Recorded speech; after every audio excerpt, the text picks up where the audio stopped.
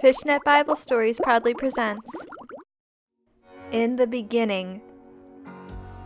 When the whole world began, God had a plan to create the heavens and the earth and make a home for man. So God began to speak.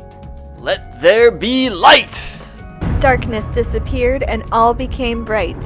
When everything separated as it should, God smiled and said, It is good. God saw water everywhere. He told the water where it needed to be. He sent some to the sky to become clouds, and he kept some on the earth to become the sea. When the water separated as it should, God smiled and said, It is good. Now the whole earth was covered with water.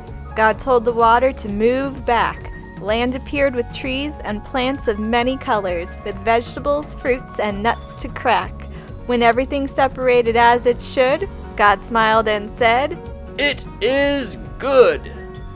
God made lights to rule the sky. During the day the sun would shine bright.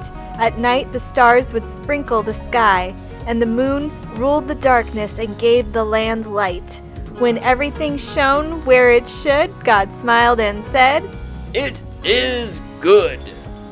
The seas were empty and needed life, so God made fish to swim in the water everywhere. The skies were empty and needed life, so God made the birds to swoop and fly throughout the air. When everything lived where it should, God smiled and said, It is good. Then God filled the land with all kinds of animals. They were all different sizes and shapes and definitions. Then God created the most important thing of all. God made man and woman and gave them dominion.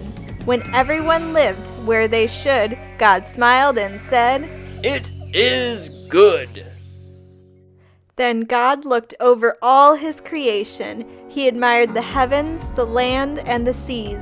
He sat down and rested because everything was as it should be.